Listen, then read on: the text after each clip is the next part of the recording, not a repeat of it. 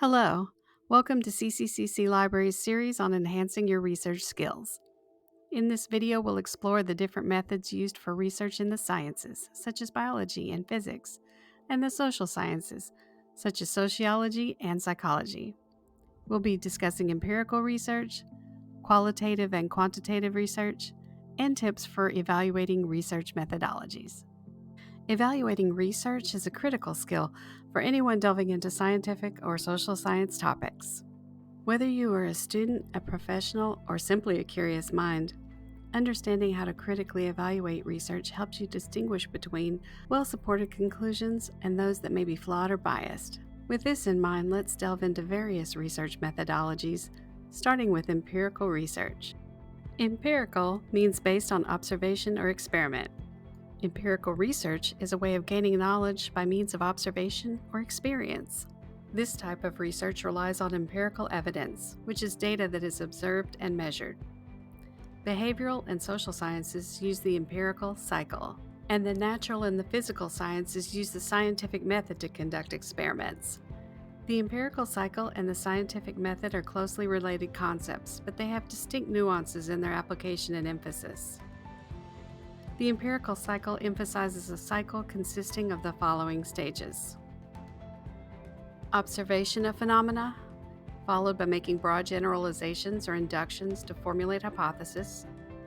These hypotheses use more specific deductive reasoning to test the hypothesis, and the results of these tests are evaluated to refine the understanding and validate the conclusions. The scientific method is a systematic approach to investigating natural phenomena. It involves the following steps: asking a question, doing background research, forming a hypothesis, conducting an experiment, analyzing the data you make, arriving at conclusions, and then reporting or writing up those conclusions. The empirical cycle specifically focuses on repeating its steps in a loop. This cycle keeps going, and each time you go through it, you refine your understanding. The scientific method also involves steps like observation, hypothesis testing, and analysis. It sometimes also repeats these steps, but it doesn't always emphasize that you need to keep looping through them. There are two main categories of empirical research: quantitative and qualitative. Quantitative research is research that is collected as numerical data or converted into numerical data. An example of quantitative research would be asking victims of a natural disaster to rank their feelings of anxiety using a predetermined scale. Quantitative research frequently uses questionnaires or demographic research to gather data. Demographic research can include using census data to look for trends in people of different ages, races, religions, or regions. Qualitative research is non-numerical evidence. Qualitative research can be used to help a researcher understand people's opinions, responses to an event, motivations, or underlying reasons for actions or decisions. An example of qualitative research is interviewing the victims of a natural disaster to gather a range of emotional responses. Here are some tips for evaluating methodologies. Many academic articles have a methods section.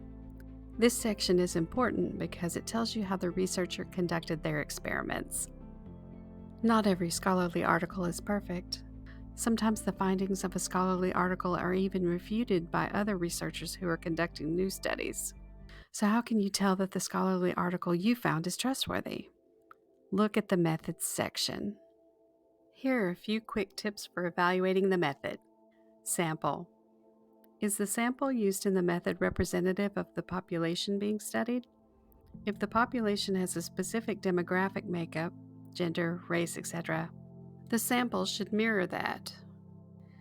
Control of variables.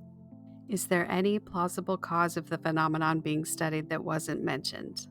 Ensuring all potential variables are accounted for strengthens the validity of the study by eliminating alternative explanations for the observed outcomes.